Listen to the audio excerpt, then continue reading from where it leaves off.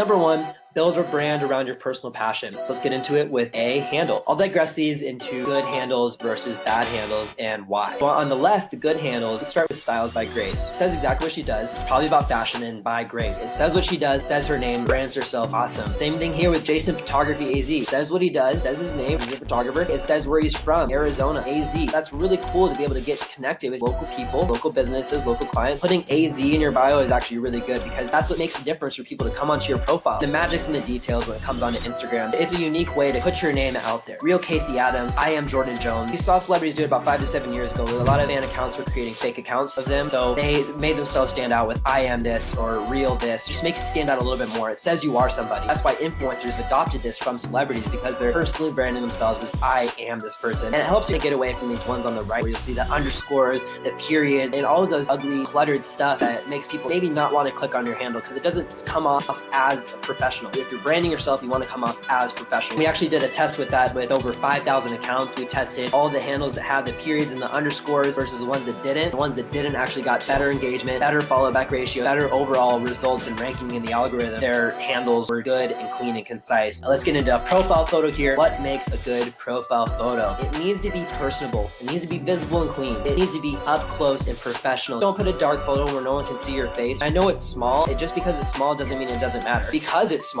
means you should make it as visible as possible. Make it clean, make it bright, make it look like the 3 examples I'll spend some time on matches your overall brand and content, and use mine as an example. My profile photo, it's very bright, very vivid, very contrasty, and I'm not saying that's how all profile photos need to be. I'm using bright, contrasty because that's my profile. Think about the overall brand of what my profile photo is encompassing right now. Bright, vivid, saturated, I'm smiling, it's of me traveling, there's water in the background, it's a beach, and all those little things matter because that's my overall brand. That's a glue between the two. If your profile photo doesn't look like your content, people build less of a connection with you. They won't trust you as more. It's those small details that really matter. Try to make your profile photo match your content as much as possible. Let's go into the third one, C, bio. What does it take to create a good bio? Everyone wants to know how to make a good bio. If you only get 150 characters, what do you do to make it count? I want to answer these 3 questions. What do you do? What makes you special? And what's in it for them? Those are the 3 questions you guys need to ask. On AJ Adams here, I'll dissect his. I build $1 million digital brands. Not only does that say what he does, it says what makes it special. I build $1 million digital brands. That is a powerful statement. And then on the right here, realtor, he says buy, sell, lease, and invest. That's not as appealing. That's not as appetizing. When you see a realtor, you probably already know that they buy, sell, lease, invest. And AJ put it really creatively. He said, I build $1 million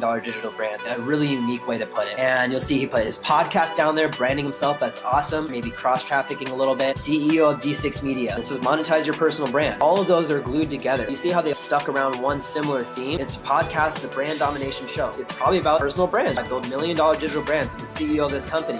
What does this company do? It probably helps you monetize your personal brand. What's in it for them? Some powerful questions to answer about your bio. It's hard to do specifically for each specific industry, but as long as you answer these 3 questions, you can create a powerful bio for yourself. And the one on the right here, try to stick away from the contact options. You can add contact options. You can go to your Instagram settings, add the contact if you are a business account connected to a business Facebook page. You only get 150 characters in your bio. Don't put your contact information in your bio. It'll be way easier if you just put them on the buttons below. And the last thing here, bio link, bio link, bio link. It's free. Real estate, you don't need to have a business. You don't need to have a website or anything. Even if it's just a charity or a personal blog or your Facebook page or your YouTube channel, just utilize that real estate because if not, you just don't have anybody clicking on something that can go to something that you actually support.